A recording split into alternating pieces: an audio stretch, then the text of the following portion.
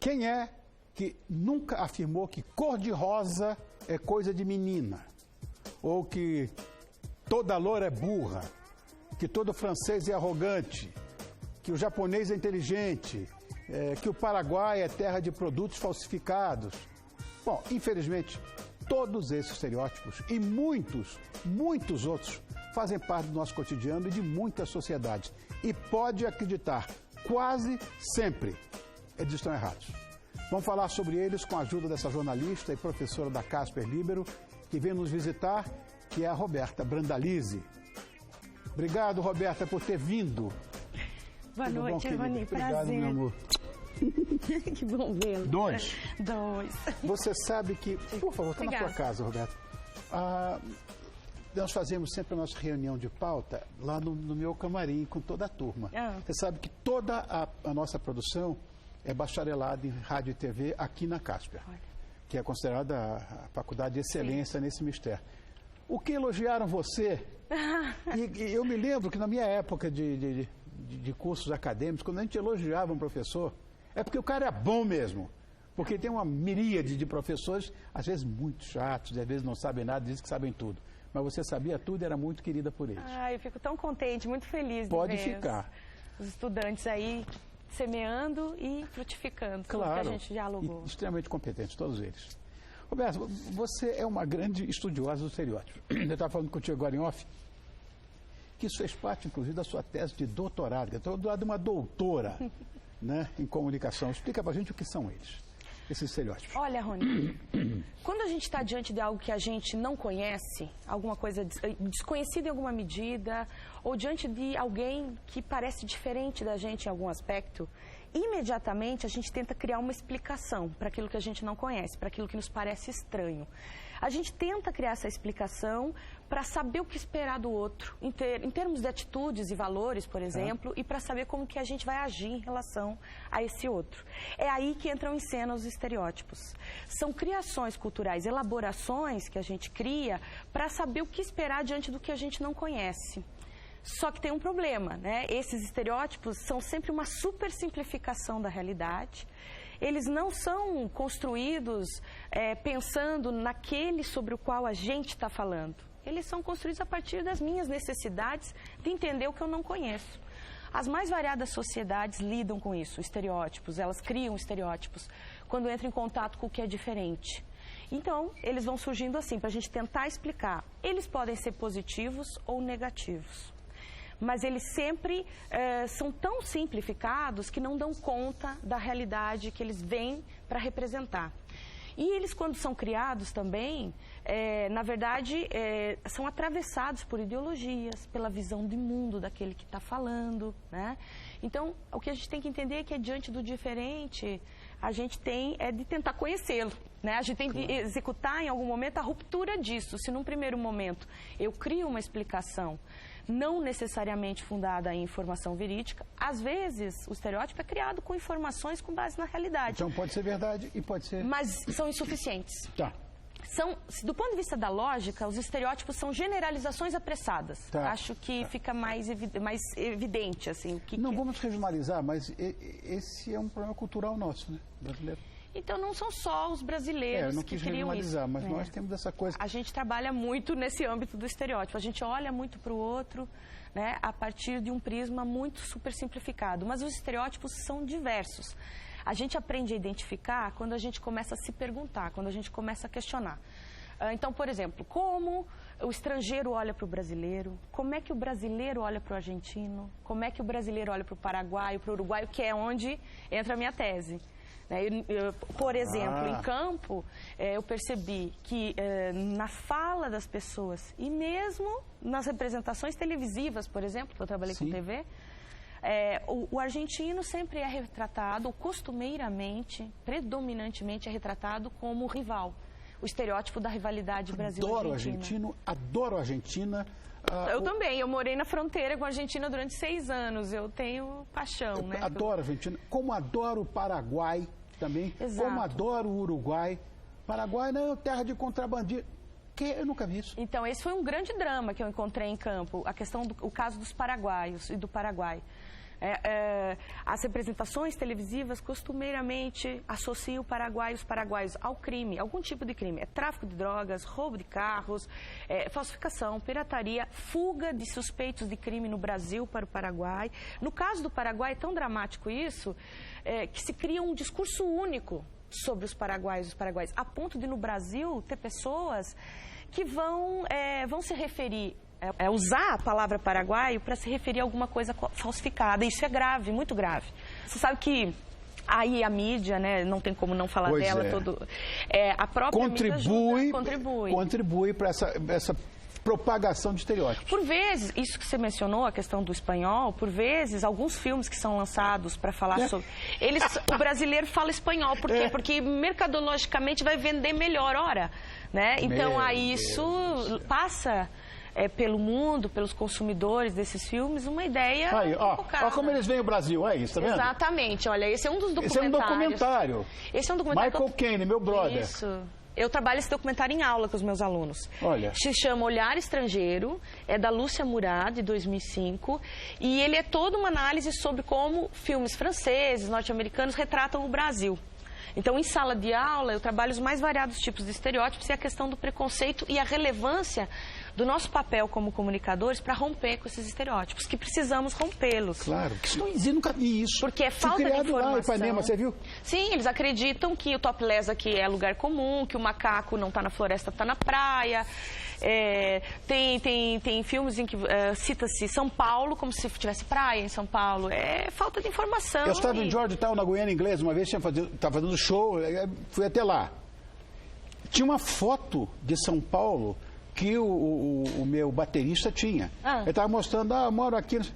Isso é Nova York, imagina. Porque eles imaginam que a selva amazônica inteira seja o país. Eles imaginam uma mistura de Rio de Janeiro com os rituais de fé da Bahia, de Salvador, e a floresta em torno. E a favela. E a favela. Sempre presente a favela.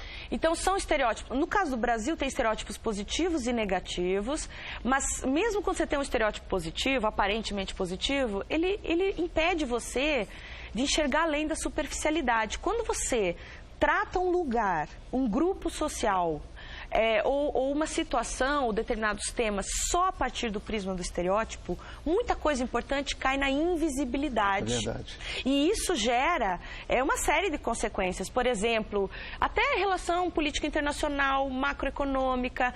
Quando um estudante nosso vai fazer intercâmbio no exterior e chega lá, mas dentro da nossa própria sociedade a gente tem isso, não só de uns em relação aos outros. Agora, uma coisa que eu acho engraçada é o seguinte, também tem uma série que seus alunos, a produção, separou pra gente, que é aquela série Todo Mundo Odeia o Chris. Eu não sei o que você vai dizer disso, mas seria bom que a gente visse para você... Eu acho Vamos que analisar juntos. Vamos embora. Não fui eu sou da escola Corleone. Eu peguei os biscoitos na escola, eu só vendi pra poder ir com a turma até Washington. E eu não roubei nada. Eu só falei pro pessoal da rua querer comprar. Estuda na Corleone? Qual é? Você é o único garoto negro por lá? Mandou bem. Tem uma testemunha e você corresponde ao perfil, biscoitão. Eu podia só ter 13 anos, mas já sabia como o preconceito funcionava. Olha o que a testemunha disse. Ele era um homem negro, de pele chocolate, cerca de 2 metros de altura, pesava mais de 100 quilos. Tinha olhos castanhos, estava usando um uniforme de escoteiro com boina amarela. Ele usava calças escuras e sapatos pretos, tamanho 44. E ele tinha um sinal no pulso esquerdo. E ele mancava muito também. Mas foi isso que o Canadura ouviu. Ele era negro, e negro, e negro, muito negro mesmo. E usava negro, e mancava muito negro, e aqui também negro, e andava negro. Isso aí na minha visão, é uma propagação de preconceito misturado com estereótipo, com tudo. Quer dizer, a mídia, a televisão ajuda a propagar sem perceber essa barbaridade. Sim, é muito comum, né? No caso, a gente está falando de televisão, né? A mídia acaba propagando muito do que é predominante na sociedade. Se a sociedade é racista, a mídia tende a reproduzir isso. Mas a mídia também pode romper com isso. Claro, mas é comum, claro. Ela reproduzir e a consequência disso é o seguinte: quanto mais eu reproduzir estereótipos, Mas eu reforço eles no imaginário social das pessoas. Fica parecendo que é verdade, fica parecendo que é natural. E isso é um problema. No caso específico da questão racial, é um drama que a gente enfrenta ainda hoje. A ideologia racista que prega que uns grupos raciais são superiores aos outros e todos seriam superiores aos mestiços. Mas no Brasil, onde só existe isso, meu Deus, no Brasil, onde todo mundo junto e misturado. É que no Brasil a política pública e a reflexão da intelectualidade pensou que a mestiçagem ia acabar com o racismo, mas não acabou, ela deixou velado. As pessoas no Brasil, o professor Florestan Fernandes disse, as pessoas no Brasil têm preconceito de ter preconceito. Elas têm, mas elas mantêm isso de forma velada. No exterior isso é declarado. Né? Então o racismo, ele tem a base na mesma ideologia, aqui nos Estados Unidos ou na África do Sul, mas a manifestação dele, no caso do Brasil, é pela cor da pele, é o estigma da cor da pele. No Brasil, ainda muito mais jovens negros são parados para fazer revista policial, e que isso acaba nos levando a refletir sobre a nossa realidade, do que jovens brancos, seja periferia, seja centro, porque tem gente que quer dizer que aqui o preconceito é de classe apenas, tem de classe e é grave. Né? Porque a gente vai achar, porque pessoa que mora na periferia se veste assim, ouve determinado tipo de música e é inferior a mim. Se eu acho isso, é preconceito de classe. Mas no caso da questão do racismo, a gente tem também racial, pelo estigma da cor da pele. Então, repetir isso. Agora, o que eu quero saber é o seguinte, como é que nós, que trabalhamos com comunicação, você e eu... O que a gente pode fazer? O que a gente pode fazer? Então, são as perguntas dos meus alunos cotidianas.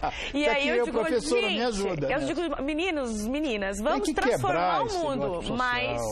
Mas como? Não tem fórmula, mas o que a gente pode fazer? O que é fundamental manter em mente como profissional de comunicação? Pautar, propor pautas. Isso é para ficção, para o telejornalismo, nos vários gêneros de programas e de produtos midiáticos da televisão, no impresso, onde for. Eu preciso contar múltiplas histórias. Eu não posso contar uma história, um único jeito de representar aquele sujeito, aquele grupo social. Só vou dar um exemplo. No caso da minha pesquisa de campo, os paraguaios, teve um paraguaio que confessou para mim, ele desabafou, ele disse, olha, nós somos advogados, médicos, enfermeiros, estudantes, agricultores, contadores. É evidente, parece evidente, mas as pessoas não veem a gente assim. Nós somos uma sociedade inteira. Mas, por exemplo, a televisão brasileira, e eu estou falando disso de fronteira, porque nas fronteiras onde eu estudei, a TV brasileira é consumida há mais de 40 anos dos dois lados. Correto. Então eu fui estudar como é que a TV participa da sociabilidade, como é que ela impacta o cotidiano dessas pessoas. E esse tipo de estereótipo negativo gera afastamento, gera até conflito. E é base para o preconceito. Tive entrevistados que foram parados para a revista, suspeitos de crime, apenas por serem paraguaios, descendentes de indígenas. Então, é preciso contar outras histórias sobre os paraguaios, dando exemplos dos paraguaios, por que não uma pauta sobre as guarânias paraguaias e o quanto elas foram importantes na nossa música sertaneja. Correto. Os rituais de fé em comum e questões outras, nossa parceria em Itaipu, que não é algo simples, resgatar a questão histórica, até nossa dívida histórica em relação à Guerra do Paraguai. Tem tanta coisa que a gente pode falar. Podia mesmo marcar essa aí. Por mim está marcado, uma próxima para a gente falar. Pautas diversas. Então, assim, diversificar o jeito como a gente fala sobre essas pessoas. Então, se for o telejornalismo, por exemplo, se for no telejornalismo, alguém pode virar e dizer, olha, mas e o valor notícia e o critério de noticiabilidade? Pegando esse exemplo, mas é o tráfico, a gente tem que falar disso. Fronteira é questão de segurança nacional, mas não é só questão de segurança nacional. Claro a gente pode pautar, né, criar outras pautas também.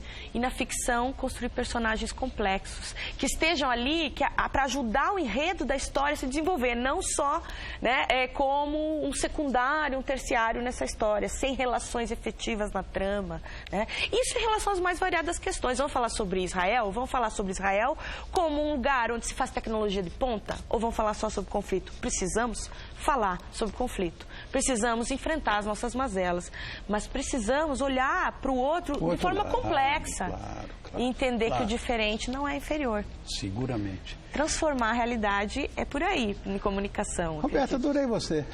E eu você. Nossa, estou muito contente. Você é muito de ver. legal. Olha, só para encerrar isso, eu quero dizer a você o seguinte, olha, o paraguaio é maravilhoso, o argentino é sensacional, o uruguaio é um sonho e os países também.